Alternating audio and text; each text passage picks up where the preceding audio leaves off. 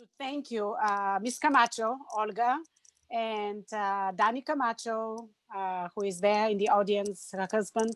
And we know each other for many years. Miss Camacho has been teaching for many years also, since I came to America. I'm also teacher by education. I don't teach in the schools, but my as a coincidence, it's so interesting that my brother in Bulgaria, his name was also Paul, and he was a very good boxer, champion, and but he was amateur. That's how Paul Banki start his career. And just to point out that it's very good for the students and everybody, and especially people in America, to know that there's a difference between amateur and professional sports. Professionals are baseball. Every place where you get money, you get paid. So you have amateur, like the Olympic boxing, where Paul was also Olympic hopeful, but he lost his trials, and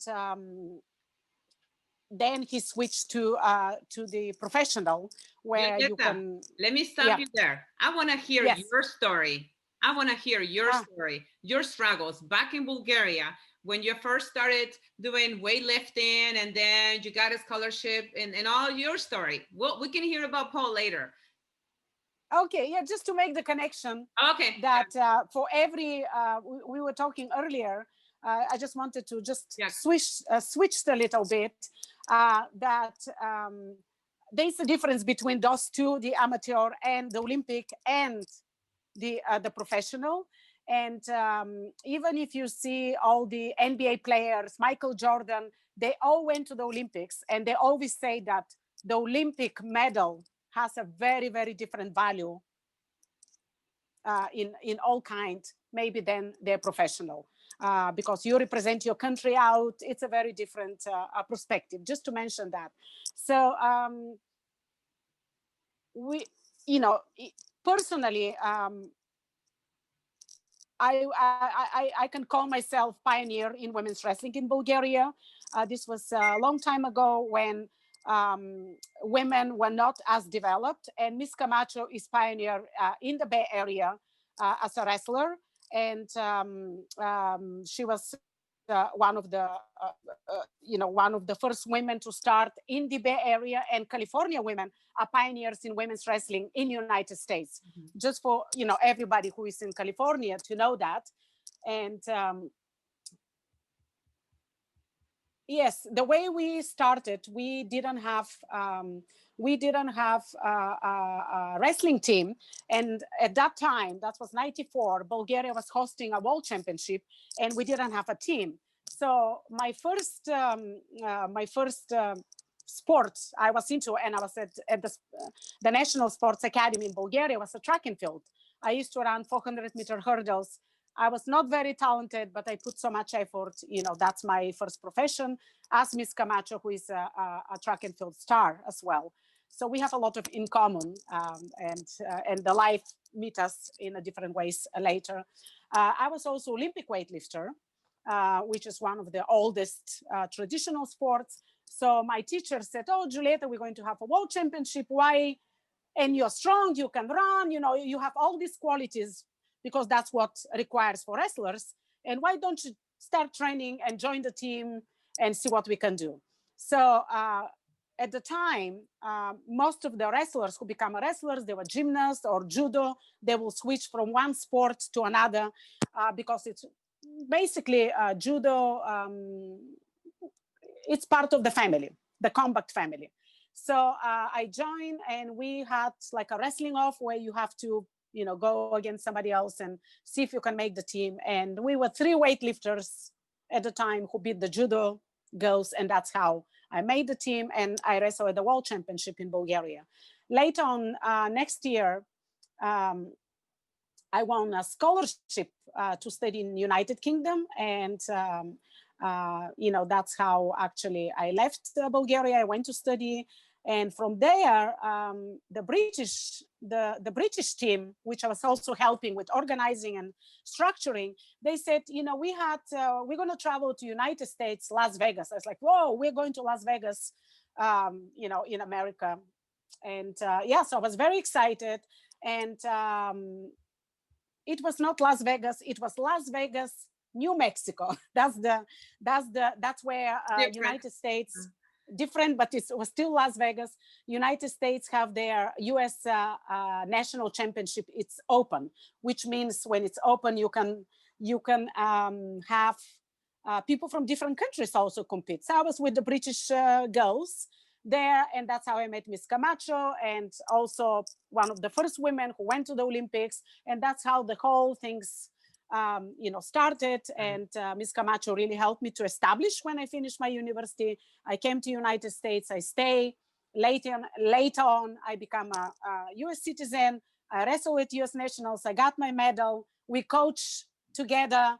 We have a great coach who passed away 6 years ago. And this is basically the story how a sport or women develop. This is a new sport for women. It was not an Olympic sport at the time. And 2004, they had the first Olympic Games where they had only 4 weight classes. Usually there's 7. They had 4 weight classes. We were getting kind of a little older. Miss Camacho went to teaching. She has a second, third child. So her family grew. Mr. Camacho came. So she continued with her life. I moved to New York, but I still continue training. And we actually put the basic of the women's wrestling, not only in America, but around the world. The good thing is that when you're part of a sports family anywhere, it's a big family. So you can go to Japan and you say, I'm a wrestler or I'm a weightlifter. You're part of the family. If I travel somewhere and I say, let me see who is there, it's part of the wrestling family. I call, everybody comes, and that's the best part of the sport, for me so far, and that's what kept me. And I'm a proud American citizen, Bulgarian. I represented Bulgaria and America. I won national. I made the world team. I took 3rd, but also I was a national champion in Bulgaria. I went to 6 world championships with a lot of struggles, how to do it, finances. Miss Camacho's family helped me also when I was in California, our coach. So it was a joint effort, to do that. And but you really wanted to do it. You wanted to. You have the power, the mindset of succeeding, and also you try to. You were Olympic hopeful for Bulgaria back. Yes, yeah. And you try. Yeah. You want to tell your story? I do have a couple of videos of you that I could share. After, yeah. Okay, so share. I haven't seen them. Yeah. Yes, I was on the 2 Olympic team, 2004, 2008. But our age, as I say, was growing up. I finished my career at the age of 39, 40, which was a very, very difficult. The wrestling in the United States already developed. You have a very, very young, strong women, very, very forceful. And I was very close to make it, but I didn't go to the Olympics. I was just part of the Olympic team twice, which was still a great achievement, great accomplishments. And even the other sports I did, weightlifting, track and field, they have a big, big part in my development as an athlete to become a wrestler, because I started in a little bit a later age.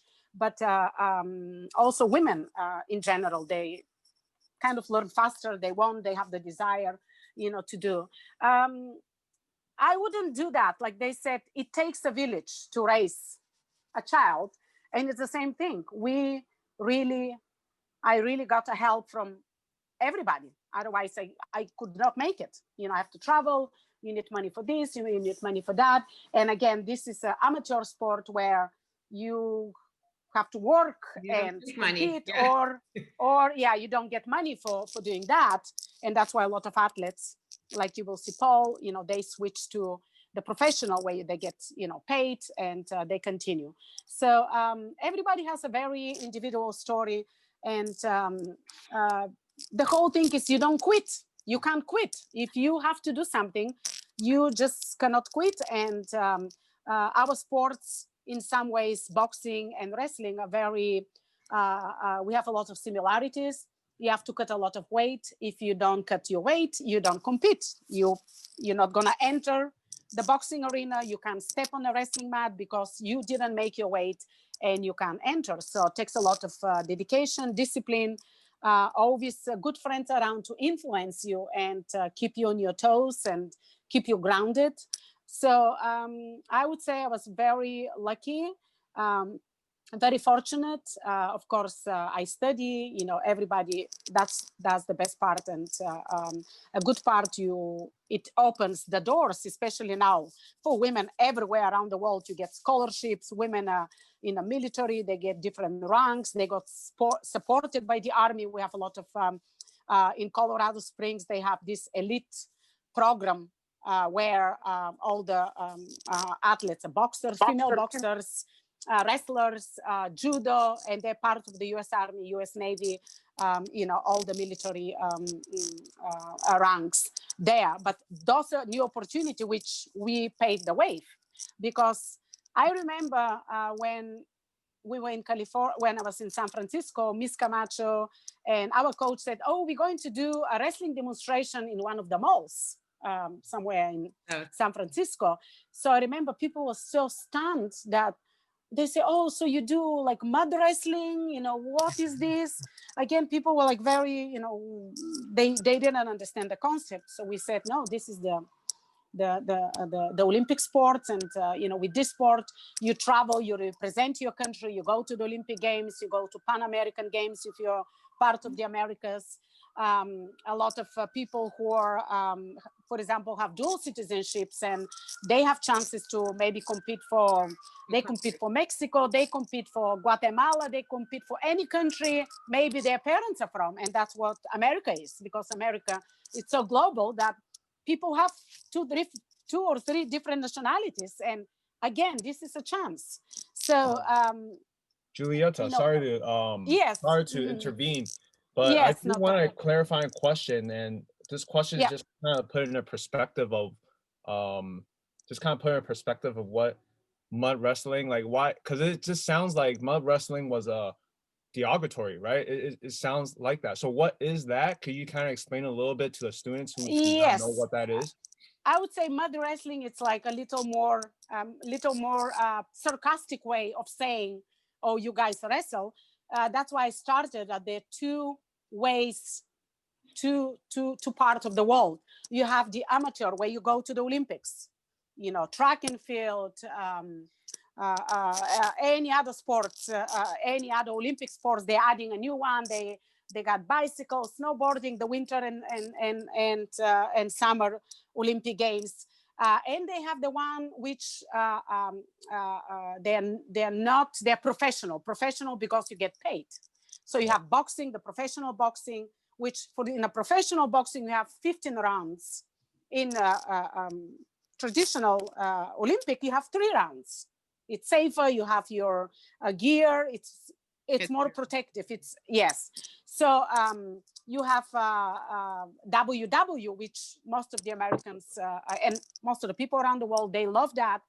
You still require to be a good athlete and to have a skills, but this is more theatrical.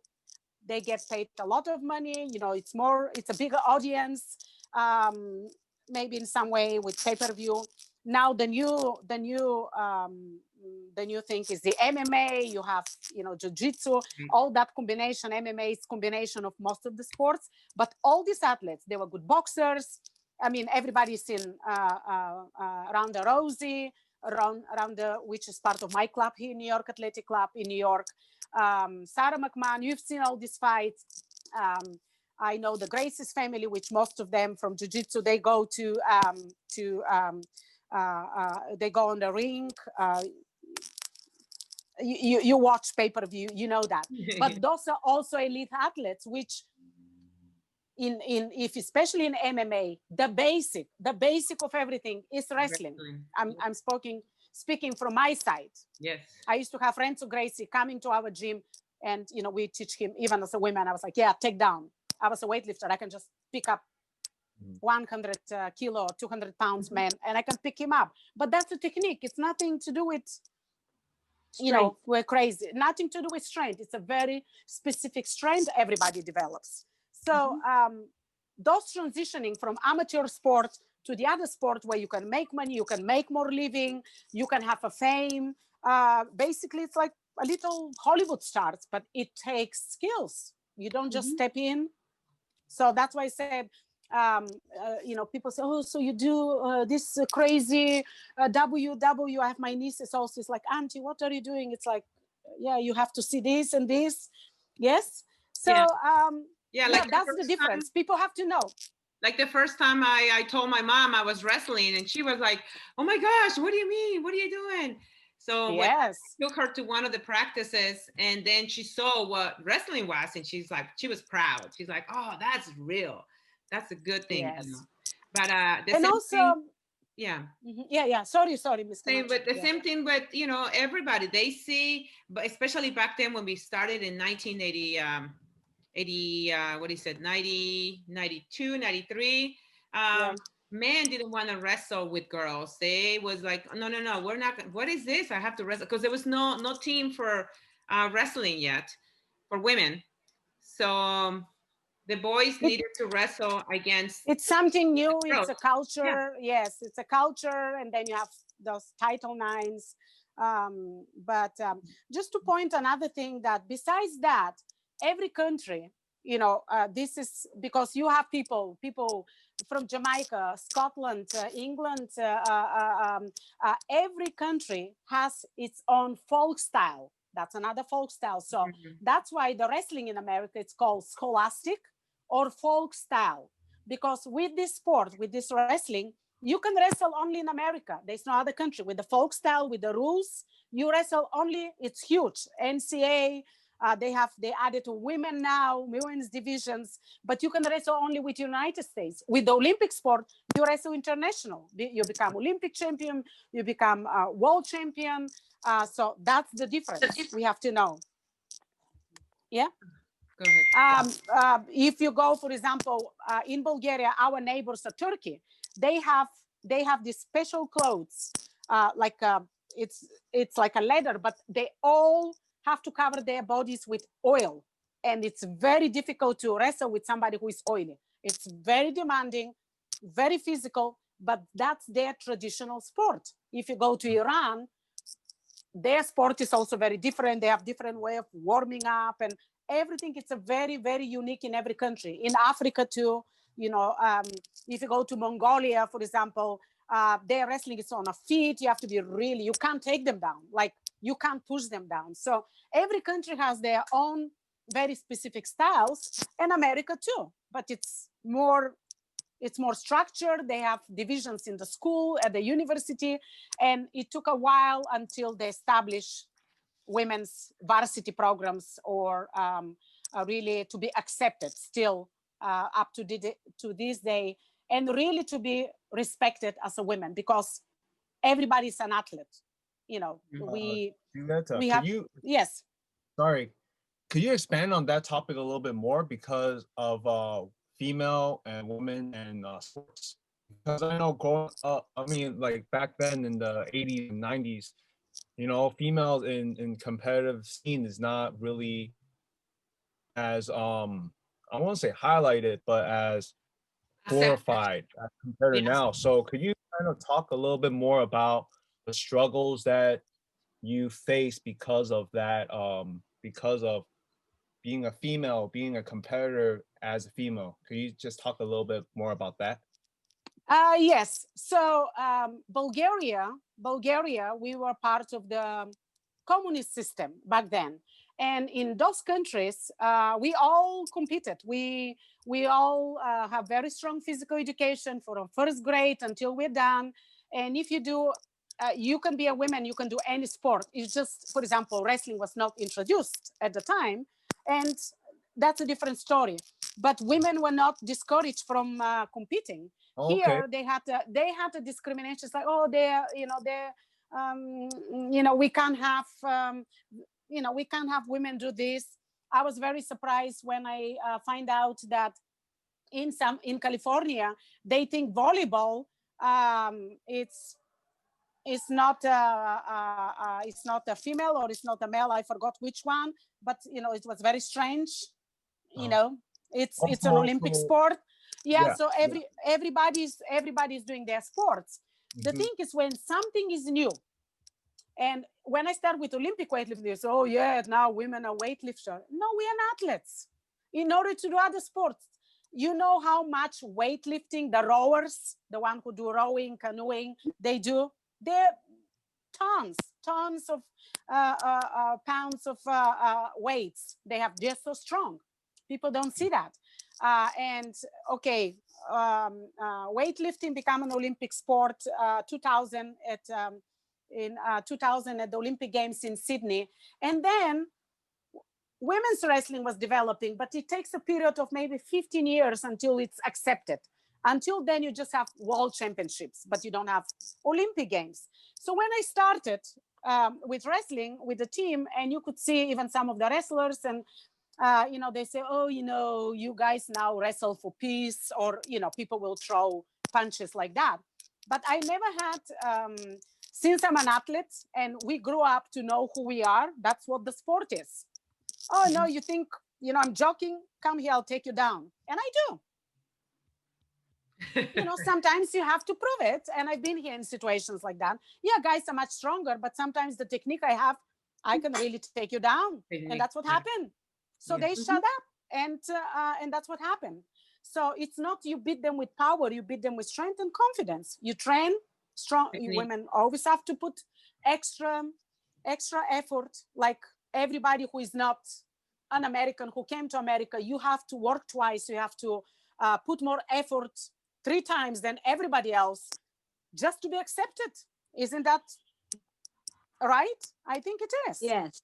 Yeah. Yes. So you, as a woman, we always have to work twice harder, because that's the society where women have to prove themselves that they can do it.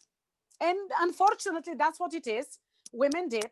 10 years ago, just to let you know, 10 years ago, at the World Championship, I was attending one of the World Championship as a photographer, and the US men's team, even though they have Olympic champion world, they performed so bad.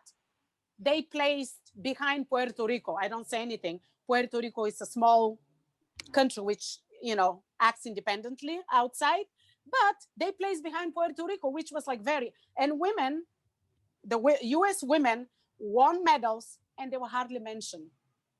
And this is like in our days. Yeah. I say no. Julieta, so my point is, yes. It's just like the basketball team, how the men's is glorified.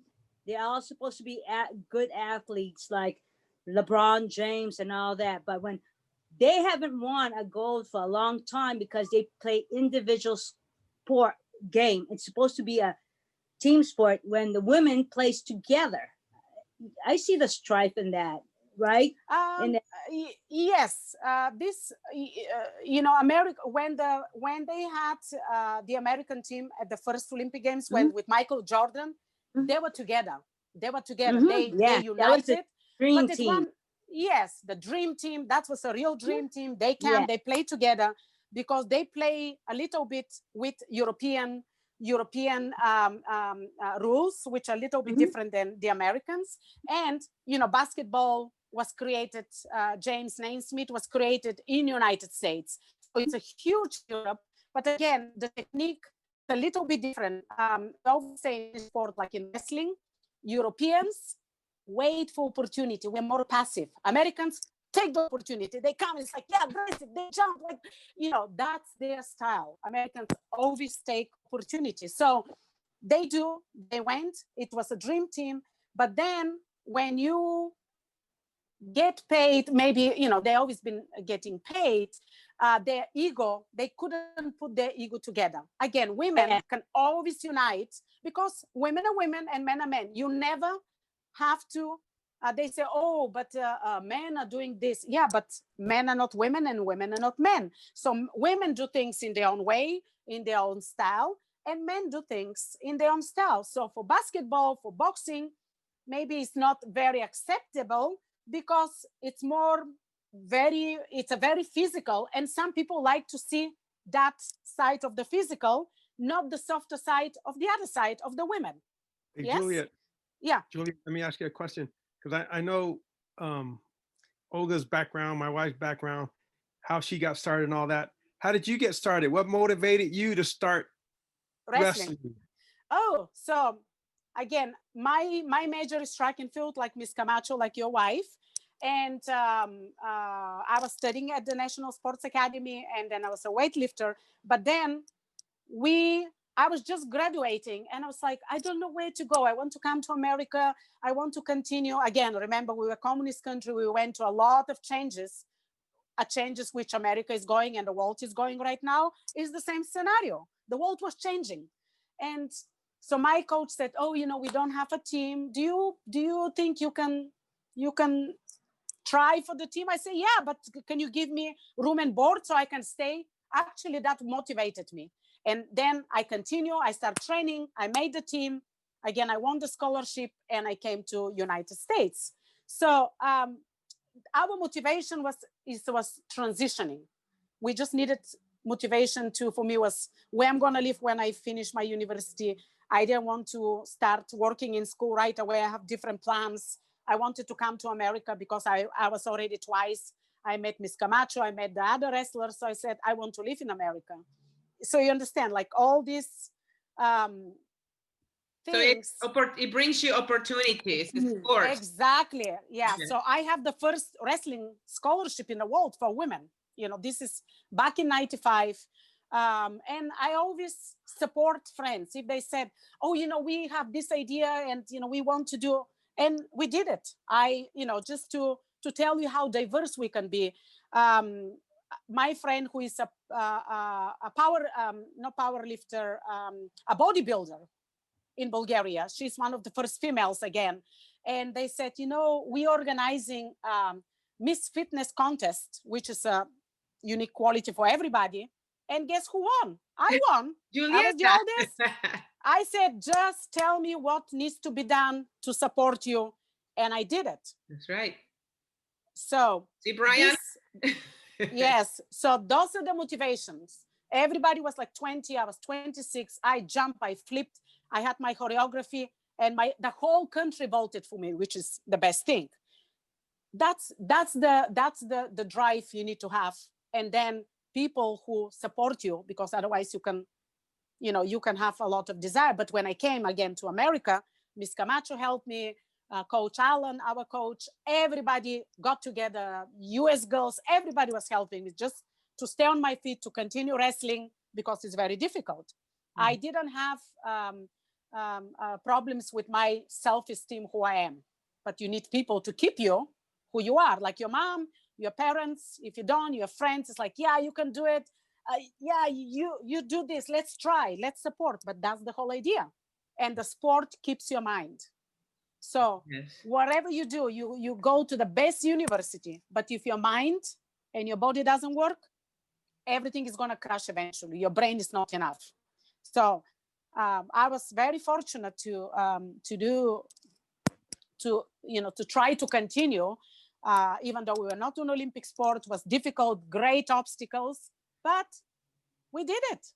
We did it, and we continue. We did. So thanks to your work and all the pioneers, now the teams in wrestling, the women's wrestling, are benefiting from all the hardships that we went through.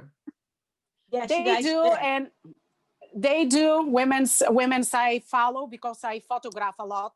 Last year I was in Kazakhstan, the World Championship. That's one of the Asian countries, foreign part of the former Soviet Union, the Soviet bloc. And wrestling, it's huge there. If you go to Russia, it's a nationals. Kids start wrestling from early age. People are so respectful, even though sometimes, with the sports, people can be conservative. Like if you have Muslim, they don't want to see, male or female. So all these things are changing. You have US athletes with Punjab, fencers, Olympic champion, but you're an athlete. Doesn't matter how you are, what it is. That judgment have to be a little bit dropped down, and you show your qualities. And through sport, I don't care how you look like or where you're from, you will overcome that. I never had this like, also for Bulgarians, they don't look like me. My mom is Bulgarian. I don't know how to say white, and my dad is Kenyan, from Kenya. So I look a little bit different for the standards of Eastern European, like Russians, blue eyes and stuff. But I'm perfectly fine. I was president of my class, my university, everything I say happens. So you develop, and I still have this strong power to say, hey, you do this, it's done. That's right. But this is the sport, is the voice. And as a teachers, that's our mission, to educate and put the seeds. And if it's the right soil, it's going to grow. Mm-hmm. And also we say, for every train, there's a passengers. So you go to this like, oh, I want to catch the slow train, which stops in any stops. Oh, I want to catch the fast train. I want to catch the anything. So that's the difference. But the sport gives you that confidence, not cockiness. I mean, if you're cocky, you fell down.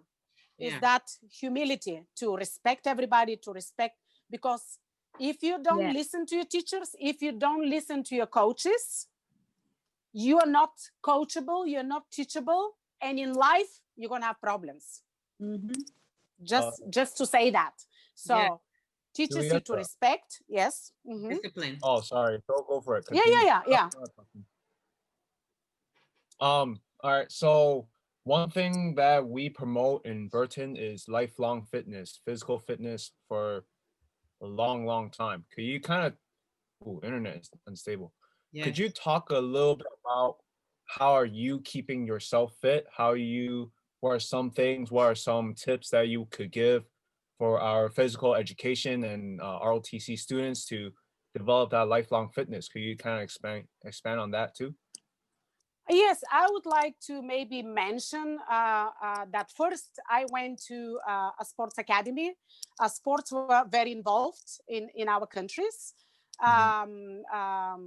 And also to go to school. Like if you go to school, doesn't matter. We all have a chance to apply for university, because again, high education was free. But again, now things change a little bit, but it opens your eyes. So since I was introduced to the sports, I always been in sport, and I know if I have to have a difficult time, I have to go back in sport. Now it's Corona.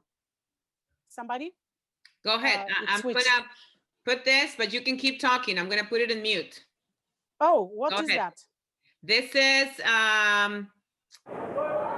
Julieta in the red. Oh my God, I never seen that. Back in Canada, 2003. Go, Juliet. Oh, I was one of the sneakiest wrestler. I didn't use any effort. Let me see.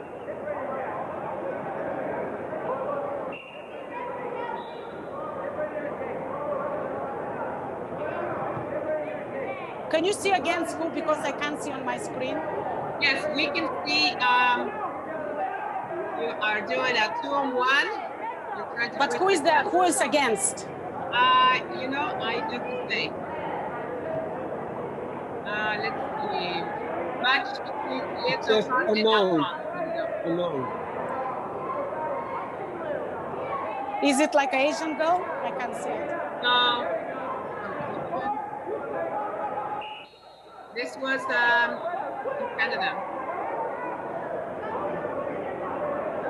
Yeah, I like to hold them for their hands and just take them down. That was good. Yeah, she was so strong. Oh my gosh, she was, Was quick. 55 kilos.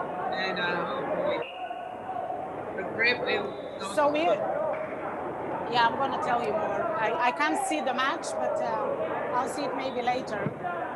Okay. No, you guys see it if you want to. Julieta, you can finish talking what you were saying. So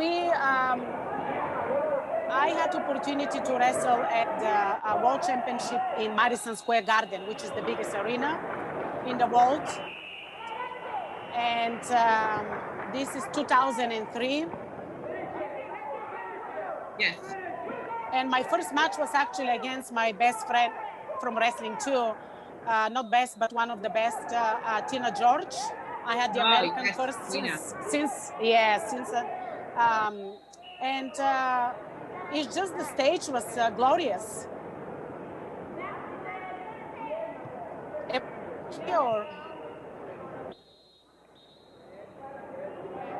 Oh man. So we have 3 minutes, Julieta. You want to send? I'm not very excited wrestler, but yeah, you can. But my point is about the fitness is that everything you accumulate. That's why in the schools where you are, PE is the most important thing. You have to learn to do push-ups. You have to learn how to stretch. And as the life changes and the generation changes, you're going to find different divisions where you can start. A lot of people start with jiu-jitsu, which is not as demanding, like dynamic. You can go on your floor. You can exercise your mind of thinking. It's like a chess. That's why we say wrestling is like a chess. You know, you start one move, but you have to predict few moves ahead. So that's the whole idea that you have. That's why it's called physical education. You have different educations. You learn different sports, and then eventually maybe you choose to continue with something, or this will be easier for you to it's Corona time. What I'm gonna do? Yeah. Oh, I can do push-ups at home because we can't go out, or I can go running, or I can go to any gym and have programs, which now they create programs, but you're physically educated. You know how to move properly, and you're aware that this will help you. That's the physical education, and that's what I learned because I accumulated a lot of sports. I play again as a teacher and as a part of the sports academy. We went through a lot of sport, team handball, gymnastics, everything. We are like universal fighters, but everybody can find his own. People like to dance, but you still have to have certain, abilities to use. So that's the physical education. If this answers your question. Okay. Yes, and I want to thank you for improvising. And I know I wanted to bring this type of stories. You were going to be my future invitee as well. I'll come and visit you. To empower us, for us to know that whatever dream we want, whatever dream we have, it can be possible with hard work and discipline. It is possible. It does to overcome any adversity that we have. So yes. It's not like we're just talking. It's like, oh, you can do. Yes, you can really do it. My point is, we can really do it because our parents, me and you, we did it, Miss Camacho. We break the barriers. Yes, we did. People who are sarcastic, people who are didn't believe in us, and for good fortune, you have a husband who believed in you, who was there next to you, and that's what's important. Yeah, that's what is important. So, all right. Commander, you want to say some words, Commander? I know you also competed in tennis, right? Oh, like everything in sports we do, as you said, Brian, it's a life skill. Once you have that in you, you're an athlete for your life. Ever. Whether you get injuries or not, you will try to sustain being physically fit. It's just in nature, but it has to be a routine. It has to start from where we are today. From a young age, you guys want to do it. Some of you students, you play football, some of you play soccer and all that. You have to sustain that all the way, even today. Like Miss Camacho and I and Julieta and the rest of the PE, we still try to maintain our health. And we were in the sports. Yeah, Miss Commander, you were in the sport. I just want to mention one more thing to honor you as well. You were in tennis, and tennis was another male sport where women. And I had the privilege a few times to meet Billie Jean King, and at the she's Women's awesome. Sports Foundation. She's wonderful women. They have the battle of the sexes. You have to Mhm. see, Yes. maybe share that with your students to see what it really takes and the mutual respect. And when I Yes. said I was a wrestler, she said, I always want to wrestle, which means she could not, but she went to a sport which maybe was more accepted at the time. Yes, as the a wrestling. women's, yes. But Yes. today, So as you said, I think the tennis team, tennis is more equal than the men. Like every sport, they're equal in their purses. You know, they a make little bit, Yes. bit, not a lot, a yeah, little bit. Yes, a little. yes, yes. So, yeah. And thank you for mentioning the all Navy, all Army. Yes. Yes. I Very played- important, because that's where also in every country, if you go to every country, most of the athletes, in order to get paid, they serve. So they're part Yeah. of the military. Military has a different way of Oh. serving. You compete for your country. That's why they had military world games. And that's why, you know, going back to our current situation, they try to accuse that the military Americans brought the coronavirus to United States or back. But again, military is involved at the military games in China. But Yeah. they're a big part. They support the athletics. And we're going to connect with a lot of military, our friends, boxers, weightlifters, wrestlers who are in the military in your future presentations for Miss Camacho Yes. and you guys. So I'll Thank be, you. we'll be very Thank you happy to so do much that. for everything. Someone was thank you. asking, where is Bulgaria? You would just finish with that. Maybe we So should have started Bulgaria- with that, right? Where No, is it's Bulgaria? okay. Show the map. So everybody know where Greece is. Greece, everybody Yes. knows where Greece is. Bulgaria is in the middle. Bulgaria is in the middle. Greece is on the bottom. We have Turkey, Greece, Turkey. You have Romania, you have former Yugoslavia, Albania, and my hometown is on the Black Sea. So it's called Balkan Peninsula. We're in the middle and we are surrounded by those countries there. Yeah. And the yogurt comes from Bulgaria. So when you go to the store and you turn the yogurt thing on the back, you see a bacteria. So this will remind you of Bulgaria. Two things. It's called Bulgaricus. That's the bacteria which makes the culture, which makes the yogurt. And also for the women who likes perfumes, every French perfume, every nice perfume, the main ingredients is the Bulgarian olive oil, rose there. So this is part of the thank you. Bulgaria. Thank you Yes. so much. Yeah. We really appreciate you Thank you. stepping up. Thank you. I Yes. knew I can always count on you. I can call her at any time, and she's And always there that's for us. called connection, isn't it? You Miss always Camacho? been, always been for me. Always. She had the baby. The baby's crying. She will come. I was like, Olga, So this she's student, breastfeeding, but she's coming with a baby. That's Olga. Yes. You Yes. came. Yes, so yes, the Miss student, Camacho. you guys, it's almost time for your next class. The students could go. Thank you so Juliet. much for being here. Yes. All right, good job, Juliet. All right, Brian. Please type in Thank you, something Brian. for Bye. Julieta. Show some appreciation. Oh yes. Oh, thank you. I Also can't read too much, appreciation. but Thank We're saying you. thank you. Julieta. Bye. We appreciate you, Julieta. Goodbye. thank you, all of Bye. you. Thank you, ladies and gentlemen. See you, Miss Camacho, Commander, Danny, everybody. Yes. Bye bye.